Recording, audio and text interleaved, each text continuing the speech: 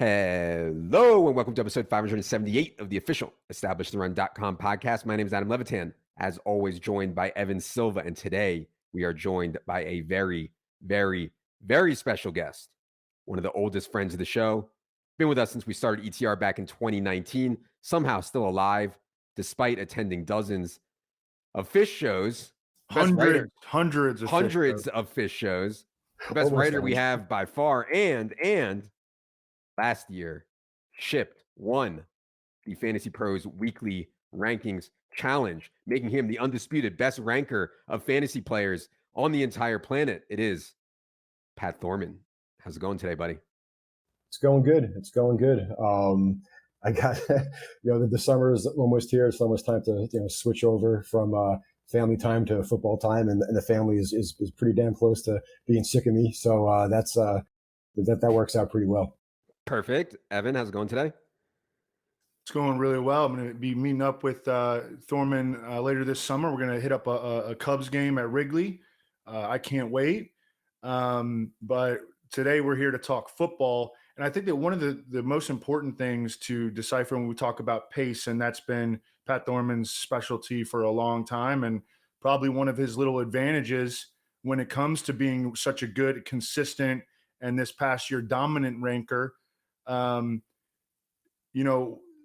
much do we weigh efficiency versus pure play volume? And I think that's something that we're going to get into today for sure. Yeah, for sure. I mean, the thing about pace is you can play fast all you want. If you go 3 and out every time you play fast, you're in big, big trouble. Anyways, so there is a bit of an art here to all the pace conversation. I do think that it is a very, very, very important part of making a projection. And I hope that you guys are all listening to the Ben Gretsch, Mike Leone series on Establish the Edge. They reference Thorman's work a ton on there when they're working in their spreadsheets on pace. You're trying to figure out how fast the team is going to play because everything starts with how many offensive plays. A projection always starts with how many offensive plays is this team going to run, and then you try to figure it out from there. By the way, I mentioned Thorman's weekly rankings. He had the best rankings of anyone out there last year. His rankings are part of Draft Kit Pro. I repeat, his in-season rankings are part of Draft Kit Pro. If you purchase that product, you'll get everything leading up to the season that comes in Draft Kit Pro, plus waiver wire article, plus rest of season top 150 we put out each week, and Thorman's rankings. Just an absolutely outrageous deal. I'm so pissed. Evan thinks it's a good price of $49.99. I think it should be $249.99. But anyways, I digress. All right.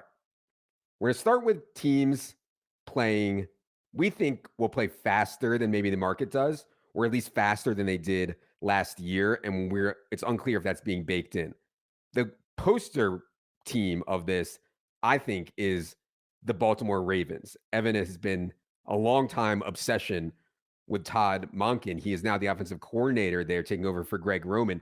They've also added the best weapons of Lamar Jackson's career. It would make sense to start playing faster, start playing more aggressively, start playing more pass happy. Thorman, maybe you can talk a little bit about how the Ravens have played in the past and what you think they're going to do this year. Oh yeah, I mean, I think you got to be pretty excited about what they're doing this year, just because it's so radically different than where they've come from. Even getting to league average in pass rate and pace is going to take them, light years beyond where they were. And they're probably going to go beyond league average. I mean, last 4 years since Lamar Jackson took over, they were the second slowest paced team in the entire league. They only used no huddle 4% of the time. They had a 48% pass rate during neutral situations, which is ridiculously low. And now you're going to get Monken there, and he's going to juice the pace and the pass rate, like I said, just beyond league average. So I mean that's just super, super exciting. And we kind of we've seen what Monken did in Tampa Bay. We've seen what he did at Georgia, and we can base our projections off of that. But I mean, just every quote from Ravens players throughout OTAs is just been about pace and space and being excited to play fast, and it's just going to create this whole new dynamic. And I think it starts up top with Lamar. I mean, he's always been on a per drop back basis, one of the highest scoring, if not the highest scoring fantasy quarterbacks. He's obviously led all quarterbacks in fantasy scoring in the past. And you're getting a round or so discount on him versus the elites right now, where I think he should be right up there, maybe just behind Jalen Hurts. He's going to run more than Patrick Mahomes, a lot more than Patrick Mahomes. He's going to run more than Josh Allen. So I think it's pretty sweet to be able to get it. If you want to invest in those elite quarterbacks, you start off with a round or so discount on them, right? If you take Lamar.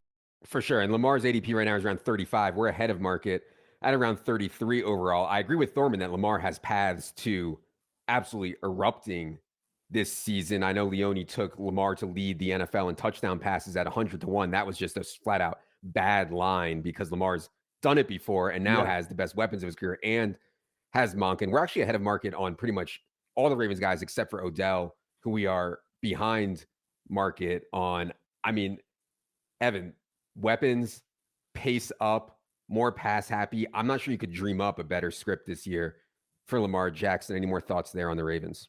I think you guys pretty much covered all the bases, but I will say I agree. I have Lamar Jackson in my updated top 150 as a number 3 overall fantasy quarterback behind Josh Allen and Jalen Hurts. I think that top tier is pretty tightly bunched. I have Justin Fields at the end and Patrick Mahomes at 4. I love that tier. But yeah, right now, Lamar Jackson, at least among the top 4, is the cheapest. I think he's going ahead of Justin Fields. But I think that, I don't know, people are a little shook. He started off last season really hot and then, kind of encountered some injuries. The team around him fell apart. I love what they did in the offseason, bringing in Monken, bringing in the upgrades in terms of talent. They have some young – I like their offensive line. Now their offensive line has a chance to really come together this year. Very excited about Lamar and the Ravens. This is one of the teams I'm pushing chips in on this year. Yeah. There's a big gap there between Lamar Jackson and Patrick Mahomes ADP, like Thorman alluded to. I'm not sure I agree with that. I do disagree with Evan. I would not put Justin Fields in the same tier as Lamar Jackson. Like, I think Lamar Jackson is a tier above Justin Fields going into this season for me. But yeah. Okay.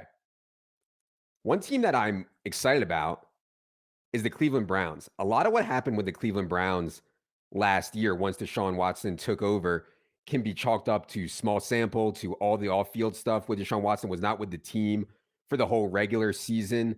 2 really bad weather games, 1 extremely bad weather game. And so Evan and I have talked about this a bunch. And then you could throw some more gasoline on the fire for the Browns offense if they get to DeAndre Hopkins and or if they start playing really fast. Thorman, what do you think about the Browns? Yeah, I think it's another offense that, like, we're going to see, seriously, revamp its profile that we've gotten used to. Like you alluded to, when Watson came in last year, they were a little bit faster. They did pass a little bit more despite those, bad weather games. And I think this offseason they've kind of, showed their intention for what they kind of want to be. Trading for Elijah Moore, drafting Cedric Tillman, even Marquise Goodwin, signing him. He's got some decent buzz, from off-season training and stuff. They're talking about throwing the ball to Nick Chubb more, which is completely ludicrous over the past couple of years. And then you got this offense supposedly revised, and it supposedly has some similarities to Chip Kelly's UCLA offense. They brought in Bill Musgrave as an offensive assistant. He spent time in Philadelphia with Chip Kelly. The beat reporters are saying that coaches are stressing tempo at OTAs. So it sounds like they're going to play faster, and a little bit faster. It's more passing volume, and that's going to bring those ancillary Ravens receivers and passing game weapons that have always been just kind of in the shadows a little bit or just off the radar. They can bring them onto the radar. I mean, you look at like a David Njoku in the 9th round, who is at the end of a kind of a solid tier of tight ends. That's pretty sweet when the receivers are pretty dried up by the 9th round, or even Watson at like the 7-8 turn, in underdog drafts. If you don't really want to pay the freight on the quarterback inflation, Watson's been an elite quarterback in the past as well. So I think there's a lot to get excited about with the Browns.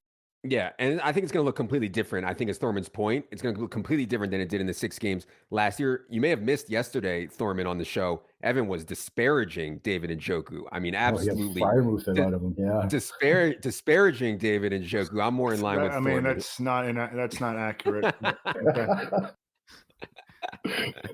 I'm with you, though. I should probably move up Njoku, which I'm fine doing. I actually literally just drafted him while we were on the clock on a team where I already had Deshaun Watson. Yeah, I've got Deshaun Watson. I think I moved him up to quarterback 8. And in that second tier, I previously had him in the third tier, moved him up to the second tier. I think he belongs in that range with Justin Herbert, behind that top 5 that I talked about previously with Josh Allen at the top and Justin Fields at number 5. Okay. A lot of these are coordinator changes, right? And like Evan and I did the show on coaching changes. It's so important. Nailing more into coaching changes. Kellen Moore is now the offensive coordinator of the Chargers. We have a pretty big sample on what Kellen Moore wants to do from his time in Dallas. Ton of talent on the Chargers offense. Thorman, how do you think Kellen Moore is going to play it with the Chargers? Oh boy, yeah, I think this is going to be a lot of fun. I think this could be the highest scoring fantasy offense in the league. They were already fast. They already ran a lot of plays. They led the league in plays per game last year. But now you got Kellen Moore, who's going to make them a little bit faster, if maybe significantly faster. I mean, in his time in Dallas, they were tied with the Cardinals for the fastest situation neutral pace over that 4-year time. Now he's going to bring that super fast pace to the Chargers, where they already have a high pass rate. In Dallas, they were dealing with a mediocre pass rate at best. So that's a pretty sweet cocktail. And then you get Justin Herbert, who's healthier, who's going to be more well protected on the offensive line, and he's going to be throwing the ball deeper. You look at Dak Prescott's average depth of targets. All 4 years under Kellen Moore, they dwarfed what Herbert had last year. Last year he was, I think, 6.9 yards. That's nothing. That was like last in the league. So I mean, you got volume that keeps Keenan Allen involved. You got deep passing that keeps Mike Williams involved. I don't really see too many bad picks in this offense. Even if you want to go late round tight end, Gerald Everett's pretty available around the 14th round. And Big Dick Parham got some good pub yesterday in the ESPN camp report. So I'm not sure if he's back on your radar, Adam. Oh, I saw that, and I did not tweet it because I didn't want people to think that I am going too overboard on Don Parham. But yes, I do think he will be in the mix this year. I mean, this offense, man, the only thing that was really holding them back was a lack of deep threat, and I think coaching that was keeping them so conservative close to the line of scrimmage. If they're going to play fast and play more aggressive down the field, like you can make a case that a lot of these guys are underpriced. I would say my favorite of the mid-range guys is Quentin Johnston, but I take a lot of Gerald Everett late also. Evan, any thoughts here on Chargers stuff? Yeah, I put out a list of players that I'm bullish on at this point in the offseason, and Mike Williams is a guy that I'm bullish on. He's got that established rapport with Justin Herbert. We talk about them throwing deep more. Quentin Johnston and Mike Williams, although they are both big wide receivers, their games are different. Quentin Johnston more the run after catch guy, and Mike Williams more the downfield clasher. If the ADOT for the offense is going to go up, which I think it's absolutely going to be, Mike Williams could be the number one beneficiary of that. So that's a player that I'm going to be bullish on from this offense. But I'm with you guys that I'm bullish on like almost everybody in the offense. Gerald Everett is a steal at the end of drafts. Just until recently, people were like not wanting to draft him at all. I mean, I've seen him available in the 18th round at times. Austin Eckler is my overall RB2. And I recently made a list of offenses that I'm bullish on. Chargers, Ravens, Browns were all on it. And we've already covered 3 of them. And I think we're going to talk about the Dolphins as well. Yeah, for sure. Before we get there, I want to talk about the New England Patriots, Thorman's hometown New England Patriots, because man, they are so cheap, and like getting backdoor stacks in best ball with New England is like free. Like you can do it every time with like Mac, and Thornton's got a little bit more expensive, but like Mac and Hunter Henry and Jasicki or Pierre Strong or whatever you want. Juju is, nobody wants to click Juju. He's going like 120 and sinking now. I do think they're really in the mix for DeAndre Hopkins, and I'm not sure if you guys think that changes much with their pace stuff or not, but I do think they're like serious contenders to actually get DeAndre Hopkins. Thorman, what are your thoughts on the Patriots? Well, I think just having, I've used this phrase before, just an adult in the room at offensive coordinator is going to just bring them from just dumpster fire to average. And I think that there's a huge gap there. There's a lot of ground you can make up from where they were to just getting back to average. And last year their pace wasn't bad. They just sucked. I mean, it's like you mentioned in the beginning, like it's tough to run a fast offense if you're going 3 and out. They regressed from Mac Jones' rookie year. They went from 10th to 24th in EPA per play. They went from 7th to 27th in third down conversion rate. Like you can't maintain a drive, you can't maintain play volume when you're doing that. So they crashed 27th in plays per game. If they have a little bit of efficiency, they've been a traditionally up-paced offense except for like the Cam Newton year. But I think like Brian just brings them back to average, and I think everything kind of just all of a sudden not necessarily blossoms, but just becomes viable. And they're priced like nothing besides Mondre. They're priced like nothing is viable right now. So I think there's a lot of room we can make up on the field just by treating them, like they're just legitimate. Yeah. I mean, Mac Jones is going like 20 spots after Bryce Young, 20 spots after Brock Purdy, 30 spots after Kyler Murray, 12 spots after CJ Stroud. I mean, Mac Jones is like totally free. I mean, I was really low on Patriots stuff, but the market seems to be even lower than I am. And like, if they're going to play a little bit faster, and I agree, going from Matt Patricia to Bill O'Brien, I mean, I'm no huge Bill O'Brien fan. I think he's kind of a donkey, but he's going to be better than Matt Patricia, I think. So yeah, it's not as much of a redraft thing because a lot of these guys are just like total dust. But in best ball, when you're taking QB2s and QB3s and wide receiver 7s and 8s, I think they're at least in play. Still have any Patriots thoughts before we move on? Yeah, it's just a lot different from last year when we didn't even know who going into the season was going to be running the offense. I guess it wound up being Matt Patricia. Mike Lombardi, who literally worked for the Patriots, he thought it was going to be Joe Judge going into the season. Like we didn't even know. I don't even know if they knew going into training camp. Well, I want to give this opportunity for Thorman to throw some shade on Ramondre Stevenson because he's been doing that in our Slack. Oh yeah. I mean, to like tilting me, just absolutely killing me talking about Leonard Fournette. What's your theory here? I mean, he's a Patriots guy, so we got to put him on the spot here. No, I'm taking Ramondre at cost. Let me make that clear right off the top. I have nothing against him. He's a super talented runner. I enjoy watching him run. I want him on my team. I don't think his ultimate role last year was by design. I mean, I think it was more circumstance that led him to just such a ridiculous role. I think if he sniffs 90 targets again, I think I might eat my hat. I really don't think that's going to happen. I think ideally they'll have some sort of pass catching back. Ideally they'll have someone to kind of spell him, whether that's Strong or Montgomery or maybe Lenny, who they've shown interest in the past. I don't think they want to go in and give him that same kind of workload, which he himself said that wore him down by the end of the season.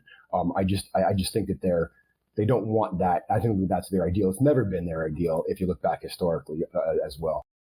Sure. And Patriots running backs have paid off big time, even with sub backs in the mix. Like even with, if you think Pierre Strong or Ty Montgomery is going to be the sub back, Ramondre can still pay it off, I think. And we are not projecting Ramondre to be touching the ball like he was last year. But yeah, there's always concerns that there's going to be other guys that play more. What Thorman's referring to last year, Ty Montgomery had a real role in week 1, got hurt, never be heard from again. Damian Harris also got hurt, obviously midway through the year or so. And that's when Ramondre's role really went nuclear. So, there's definitely some concerns there, but I think the market's kind of pricing that in to where Ramondre's going in the 3rd round, I guess is my point. It's not like he's a 1st round pick. If you give me Ramondre's usage from last year, I mean, he'd be a 1st or 2nd round pick, so yeah. All right. Rookies. Panthers took Bryce Young number 1 overall. I don't know if you think that changes how fast they're going to play or how fast they want to play. There were games last year, I swear, the Panthers ran like 40 something plays and like I had DJ Moore in DFS or whatever. And I was going to I was like, people don't realize how few 40 something plays is. I mean, like league average is around 60 something. It's so crazy. Anyways, Thorman, any hope for the Panthers under Bryce Young playing faster? I think there is. I think that Benjamin, I don't know if they're going to come out firing, as fast as they possibly can in week 1 with a rookie quarterback and Frank Reich, coaching his first games in Carolina. But I think you're going to see as the season goes on, they're going to pick things up a little bit. I think Frank Reich has a pretty well established track record of coaching his or dictating tempo based on his quarterback's preference. We saw it we nailed it last year with Matt Ryan. We just didn't realize he was just complete glue factory dust. Like we were directionally accurate. We knew they were going to play fast, but Matt Ryan was done. But Andrew Luck is another example. When you had Andrew Luck, they played super fast. When they had that year with the Patriots old backups, or when they had Carson Wentz, they dialed it down. And Bryce Young is clearly comfortable, running a hurry up, running without a huddle, from his time at Alabama. So I think that we'll see that as it goes along. It's nothing that we really probably want to bank on too much. Although if that does happen and there is some more play volume in that offense, you got some pretty cheap pieces that as far as weapons go. You get a DJ Shark in the 14th round. That's not bad if they have decent pass volume. I mean, from a projection standpoint, DJ Chark is one of the guys that we're most ahead of market. We're like 27 spots ahead of market on DJ Chark right now. Other than Miles Sanders, no one on the Panthers, Evan, goes before pick 138. That's Jonathan Mingo. I mean, no one wants any of these guys beyond Miles Sanders. Any thoughts on Bryce Young and the Panthers right now, Evan? Yeah, I was just thinking about what guys I've taken a little bit of Miles Sanders and a little bit of Jonathan Mingo. But yeah, it's even with an uptick in skill from the offensive play caller. I mean, I've always been a fan of Frank Reich and potentially up tempo and certainly better quarterback play. I don't know. Hayden Hurst is one of these tight ends that is often available in the 18th round, but that kind of covers it in terms of guys that I want to take actively. Yeah, no, it's tough. And that's the thing about, like, just because they're going to play faster doesn't mean that they will be efficient. It doesn't mean that they'll be viable fantasy players. It doesn't mean any of that. It means that they can, I think, if Bryce Young is good, they'll hit their fantasy ceiling a little bit faster if they're playing fast. Okay. One of the most interesting ones is the Eagles, man. I mean, last year, we were fortunate to nail a lot of Eagles stuff, which paid off massively. The crazy part was they played one of the softest schedules I've ever seen. And therefore, the second halves of games, I mean, they were basically just like running out the clock in a lot of these games. So it's hard to get a handle on exactly what they want their pace to be. Thorman, what do you think about the Eagles now that we know this year they're going to have a far, far, far more difficult schedule? Yeah, I think that they choose to play with some pace and tempo and throw it when they have to. Last year, they were first in plays per 60 minutes and fourth in passes during neutral situations, but they only wound up 23rd in total passes. They were first in pace during neutral situations, but they wound up seventh in pace in all situations because, like you mentioned, they were killing the clock in most second halves. But like you mentioned, they had a cake schedule last year. They got a mid-range one this year, according to Warren Sharp's strength of schedule. Defense looks good. Their defense looks good, but that could be volatile year to year. So if they do get pushed, and we saw what happened in the Super Bowl, we saw what happened in that second Cowboys game. Like all those expensive options in that passing game, they all hit. So if we do get some teams to push them, that's kind of what we're looking for at this point. Yeah, I mean, my take is that at the baseline, people's baseline for them in terms of pass rate, in terms of pace, is not high enough because they're using full game stats from last year. If you isolate it to when games were close, I think this team actually wants to be pretty pass heavy, and I think they actually want to play pretty fast. And that's one of the reasons that Jalen Hurts, for me, is like easily the QB1 for me, even though the market, I believe, is taking Josh Allen as their QB1 right now. Eagles stuff is expensive, Evan. I mean, Devontae, AJ Brown, and Jalen Hurts all go in the top 25. Yeah. And then they have five guys. Swift is expensive too. Swift and Goddard are both expensive too. Yeah. So yeah, you have to pay a premium for these guys. Any thoughts on the Eagles? No, I mean, I think it comes back to, the ADPs, as you mentioned. Kenneth Gainwell is a guy that I'm willing to take real late because, and I've gotten like a lot of pushback on that. I guess we clipped something that I said and people are like, oh, he sucks, or they didn't bring in Swift and Penny. They didn't pay Penny anything. One beat writer's already talked about putting him on the injured list, which doesn't make a whole lot of sense to me, but I suppose that could happen. He's closer to the Eagles than I am. DeAndre Swift cost him a pick in 2025. I don't even know. Yeah. You look outside, the wildfires. Is the world going to be active in 2025? I don't know. And they might get, like, if Swift walks, they might get a compensatory pick. Like, the Eagles know what they're doing. Like, they didn't give up anything really for Swift. So I'm taking Kenneth Gainwell. He's good in the passing game. He's a really good athlete coming out, and they used him a lot down the stretch last year in games that mattered. Yeah. So I'll just continue to rest on that. And if he doesn't hit, like, I can drop him off my redraft team. He's not going to hurt me too bad. Maybe he could help me late in the season if Swift goes down, which, hey, he's been known to do, where Penny goes down, or they both go down, which they've both been known to do. Yeah, and I'd still love the Gainwell pick. His ADP is certainly rising. It's up to 175 now. We're still ahead of market there. I still love taking Gainwell. And as we talk about pace stuff, I mean, if they're going to start playing some no huddle, some real fast stuff, Gainwell is, I think, a nice option there for them to be the back. Obviously, Swift fits there as well. Last one here for teams that we think might be playing a little faster than expected is the Vikings. And I was under the impression they were playing pretty fast already. They're certainly playing pretty throw heavy last year, but man, replacing Thielen with Jordan Addison, the Hawkinson stuff was so good last year. Like, I'm actually pretty excited about this pass game. Thorman, what say you on pace? Yeah, and that pass game is pretty concentrated too. So that just makes things. It makes things more simple, although it's not the easiest pass game to get pieces of. I mean, only one guy gets or girl gets a chance to have Jefferson, and then when Hawkinson goes, we're kind of at a point where in the draft where we're wanting to build up our running backs and receivers. But I mean, getting pieces to this offense anyway. I mean, there's plenty of reasons to think that those crazy fantasy games that they've been having the last couple of years are going to continue. I mean, Boomer Zimmer is long gone. Last year they were top 10 in pace, top 10 in no huddle, top 10 in pass rate, both when they were winning by 7+ points and during neutral situations. Their defense sucked last year, and they lost significant pieces at all three levels of the defense. So you're going to be looking at continued or more shootouts. Like you mentioned, they added Jordan Addison on top of that. And those games last year already averaged the most combined plays and the third most combined points. So it seems like they really almost can't go any higher, but I think we can confidently say that they are going to continue to be pretty fruitful for us. Yeah. Two things from the Establish the Edge Vikings segment I wanted to highlight. That Packers-Vikings Week 17 game in a dome could be a really good game for Week 17 championship week. And then the other thing is, like, if Kelsey is not the tight end one this year, like, obviously Andrews is a threat, but no one gets, like, the Hawkinson volume.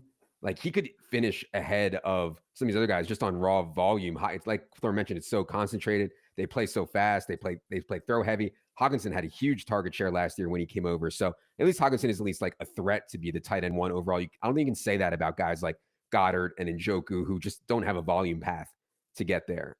Evan, any Vikings thoughts?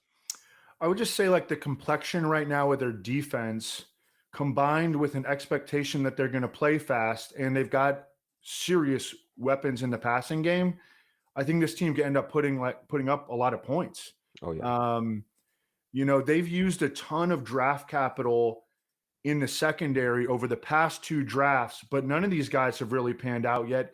Harrison Smith is getting old. They had to get rid of Zadarius Smith. Their pass rush is very questionable. They're leaning a lot on Marcus Davenport. Daniel Hunter is he's in a weird situation. There have been some rumors about him asking for a trade. I think at the end of the day, what they're probably going to do under Brian Flores, who is known for playing a lot of man and blitzing a lot, like, they're going to take a lot of risks on defense. And, when you blitz, you're giving up a dude in coverage to go try to get after the passer. So, and that's a sacrifice that you have to be willing to make, and you have to make. So I think that the Vikings are, again, they play indoors, not really intimidated by the rest of the defenses within the NFC North. Like, I think they can end up scoring a lot of points this year. Yep. I think one of the clear candidates to be a shootout team this year is the Minnesota Vikings once again. All right. Let's get to some teams that we think might be playing slower than expected or slower than last year. We already talked about the Chargers. Let's move to the Cowboys, who are replacing Kellen Moore, who I think we all agree they should not have let go of Kellen Moore, but they did, is what it is. Mike McCarthy will be calling plays this year. And Brian Schottenheimer, many of you probably remember him from the whole mess that was going down in Seattle with Russ, is the official offensive coordinator. So, Thorman, how do you think the Cowboys are going to play it post Kellen Moore? This one's tied to be a not all off season since McCarthy's, since they got rid of Kellen Moore and he said what he said. But the more I think about it, the kind of less concerned I am for Dallas's play volume for the Cowboys themselves. I think that, run the damn ball and protect my defense might have been kind of just convenient excuse to take over play calling. They already had the 8th highest situation neutral run rate last year. They can't really run much more, or they're going to be moving into like Bears, Falcons territory. And I think Mike knows that without a big season, he's gone. And if he doesn't have play calling, I think he kind of wants to go down swinging, calling his own plays. Like, I guess I can't even blame the guy. And if he keeps Kellen Moore on, he can't really strip him of play calling mid-season or at Thanksgiving if they're leading in yards or leading in points, which they've done most of the time when Dak is healthy. So I think it's kind of was now or never if you want to take over play calling. I am worried a little more about the Cowboys' opponents' play volume than the Cowboys themselves. I mean, the Cowboys have a really good defense. If they slow down on offense, they might really just suck the plays away from their opponents. I mean, that's kind of like the next third level, like looking at results. But I mean, Cowboys opponents last year ran the 6th most plays. When Kellen Moore's been there, Cowboys opponents have run no worse than mid-pack. And that's a direct result of the Cowboys running fast offense. So if they slow down to kind of protect the defense, I think that can just kind of zap the play volume from their games, which have been really high over the last 4 years. That might be more of like a 2 months from now looking at DFS games to target.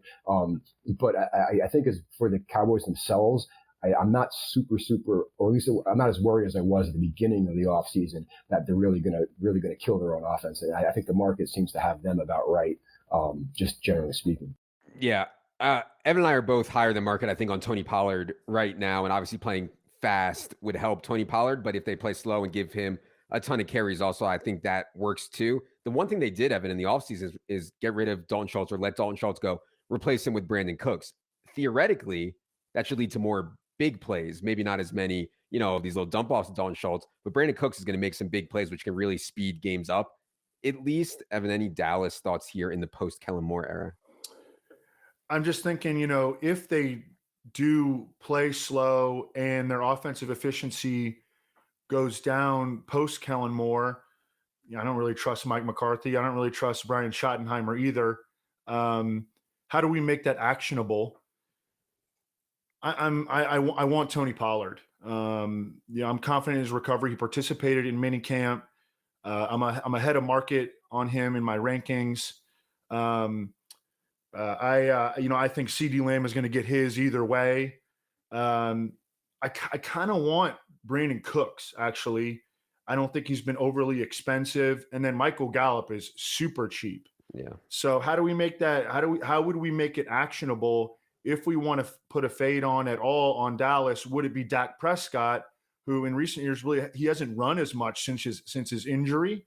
And if they're going to play slower, that's a concern for him, obviously. Yeah, I mean, CeeDee Lamb, I think, is a guy that I don't get a ton because he's going like 10th overall, and we have him 12th. So like, I don't get CD a ton. I have no problem with him really, but I don't like get him a ton. He's going so high. But yeah, we're a little bit above market on Gallup and a little bit of market on Cooks, a little bit behind on Dax. So yeah, I think all this stuff makes sense.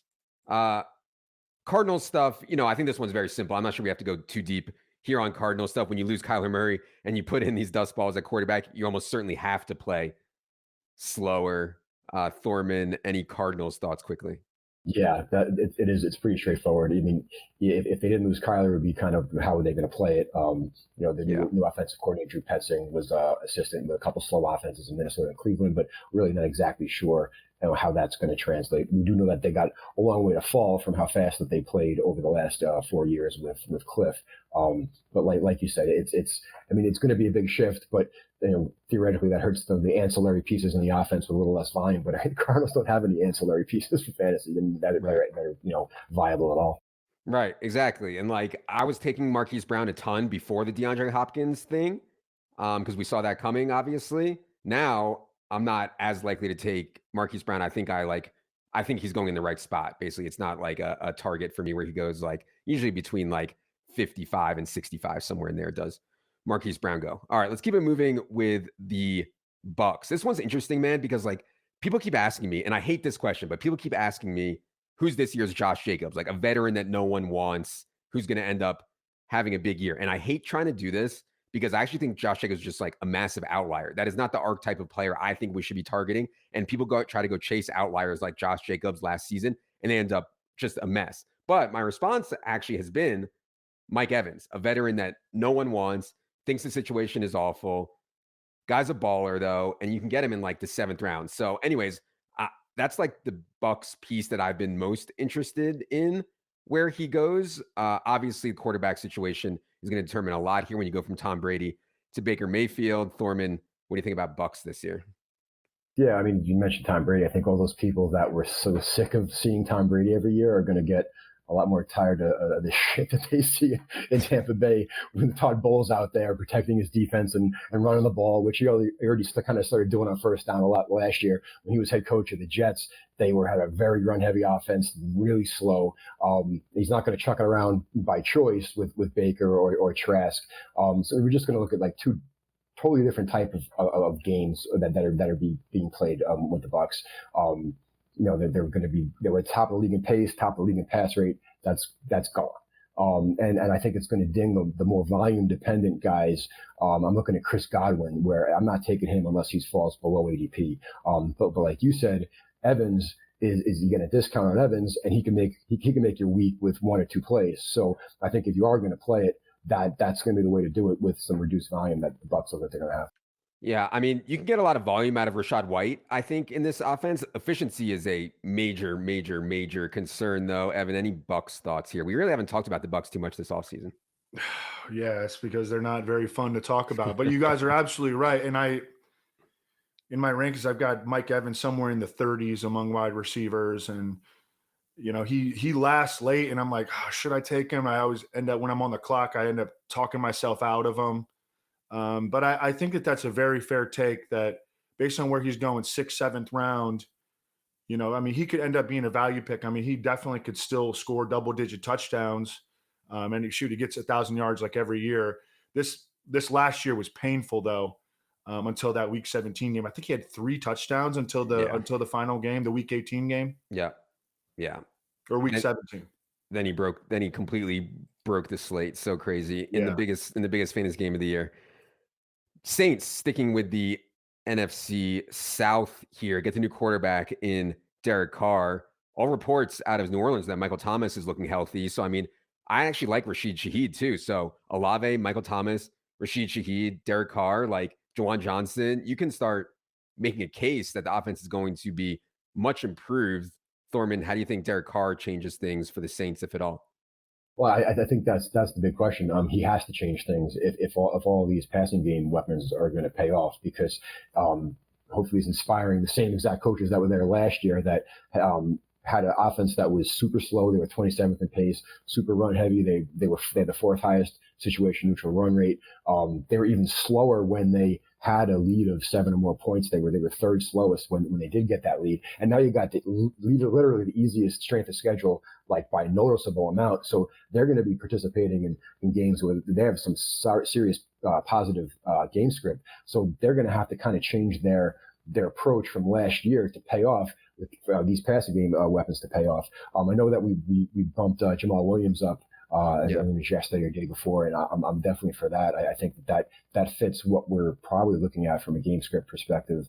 If all goes, mirrors last year and goes according to plan this year with the strength of schedule. Saints are not expensive, Evan. I mean, Chris Olave is the only one going in the top 90 out of everyone on the Saints. I think part of that is because the backfield situation is so ambiguous. No one knows if Alvin Kamara is going to be suspended. No one knows really what to expect out of Kendra Miller and Jamal Williams. So, yeah, I think people are a little paralyzed here. I can see Paz, though, especially with the schedule. Their schedule is so soft. I can see Paz, them actually being good on offense this year, at least in like a yards per play perspective. Any thoughts on the Saints, Evan? I think that there's a chance that they might try to play like a lot of bully ball, especially if they get these positive game scripts that you guys are talking about from the soft schedule. I mean, you look at the complexion of their offensive line: Trevor Penning, Andrews Pete, Eric McCoy, Cesar Ruiz, Ryan Ramczyk. That's like the most physical offensive line in football. And look, it's partly because Alvin Kamara, first of all, one, isn't coming off a very good season. And number 2, because he may face a 4 to 6 game suspension. They made 2 pretty significant investments in running backs in Jamal Williams and Kendra Miller, who they drafted in the 3rd round. So I don't know. I kind of think that this team might run the ball quite a bit. again, especially if they get these positive game scripts. And I think that Jamal Williams, I know he's not sexy. I know he's not an Adam Levitan guy, but I think he's going to end up with like a lot of touches. And I moved him up. We talked about it on the 150 show. Yeah, for sure. And I see it on Jamal Williams. Just God, and I like Jamal Williams. Obviously, we're great friends. We're Instagram friends, but still. Okay.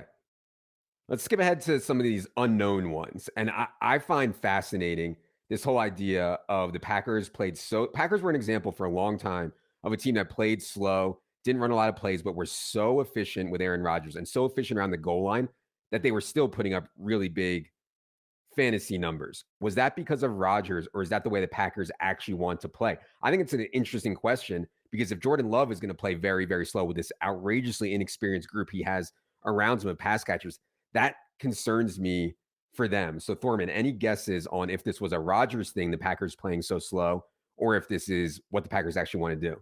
My best guess is it's a Rodgers thing. I mean, it wasn't like he was kind of, waiting in the huddle for the play and getting to the line late. He was getting to the line and then doing all his Aaron Rodgers shit and running the clock down to dust and then calling the play. And you see historically, I haven't done a study on it, but it seems that pace is dictated mostly by the quarterback more so than the coach. Obviously, there's exceptions to the rule. I mean, you look at Tom Brady. He left New England. He went and joined up with Bruce Arians, and all of a sudden, Bruce Arians was running a fast offense when that was never really the case before. Mm-hmm. So if I had to bet, I think it's an Aaron Rodgers thing. How they're going to approach it with essentially a rookie. I mean, not a rookie, but I mean, he's first-year starter. With like you said, inexperienced pass catchers. Which should be a pretty good defense and an accomplished running game. I think that they're probably going to play slow.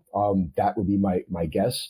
LaFleur in the past, in a couple stops, they've run some no huddle when it was at Tennessee, but they weren't necessarily even a fast offense then. So I'm not sure LaFleur is looking to really be a quick offense, now, especially in the situation that he's in. Yeah, I'm kind of uncomfortable with like Christian Watson going 39th overall. Like that makes me a little bit uncomfortable. We're ahead of market on Romeo Doubs, which, at first I was like, man, I think Jaden Reed's going to push this guy. I don't really think that anymore. I think even though Doubs was really bad last year, I thought, and a lot of the underlying metrics bear that out, I think he will be the guy in 2 wide receiver sets. So we're a little bit ahead of market now on Romeo Doubs, which I like. Evan, any Packers thoughts? I know you have big questions about Jordan Love generally, which, is going to be a problem, even if they wanted to play fast. Yeah, and I don't think they're going to try to play fast. I think that they're probably going to try to play slow. I don't think they're going to be very good on offense. So they're going to try to play like some time of possession stuff. The only guy that I've really been drafting even a little bit from this offense has been Aaron Jones. Because I believe in him as a player.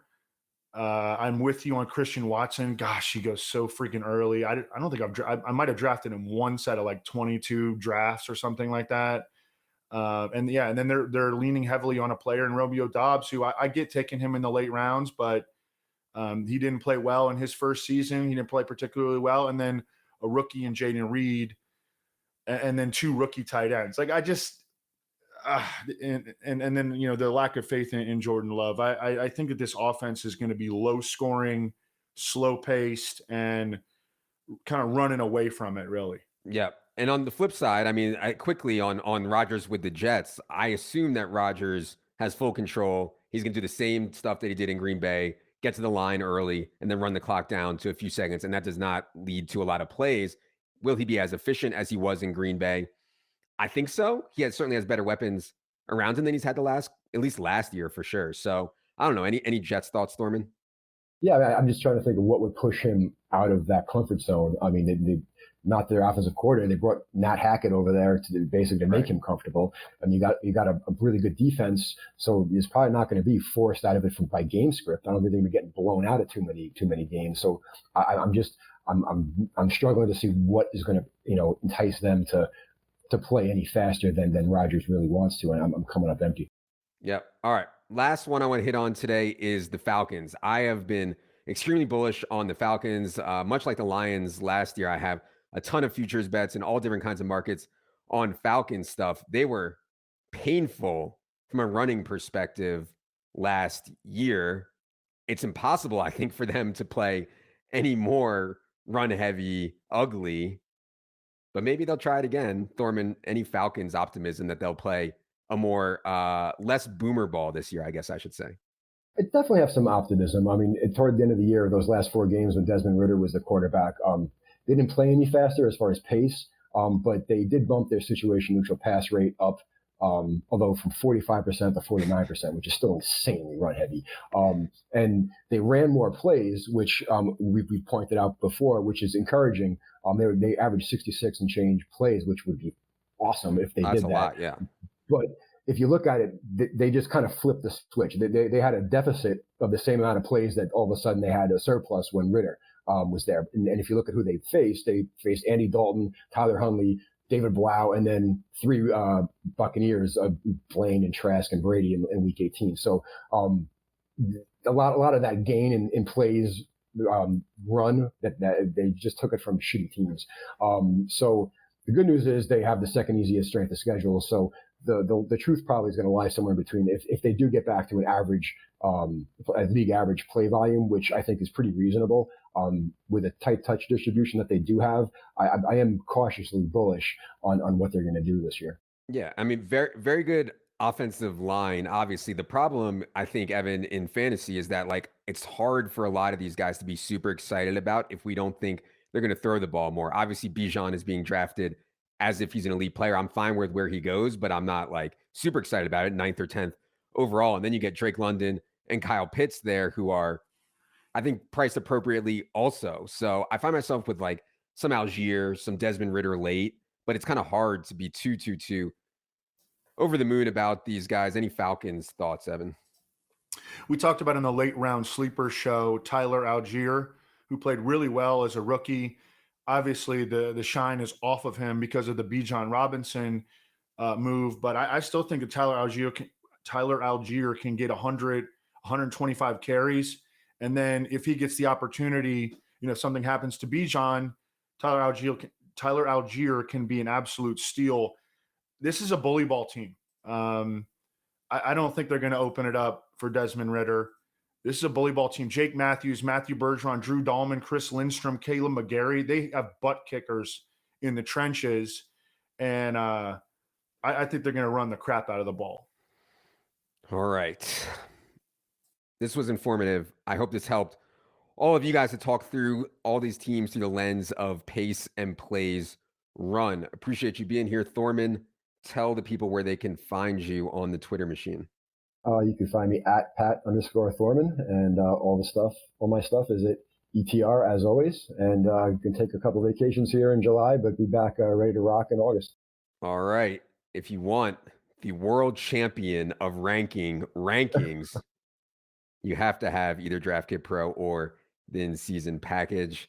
Follow me and Evan on Twitter at Evan Silva, all one word, at Adam Levitan, all one word, at Establish the Run, all one word. Also, I know many of you are listening to this on the audio feed. There is unique content that does not hit the audio feed for me and everybody else that is on our YouTube. Be sure you are subscribed to our YouTube channel. Check out the content there as well. It is free. For Evan, for Thorman, for producer Luke, I am Adam. Good luck, everybody.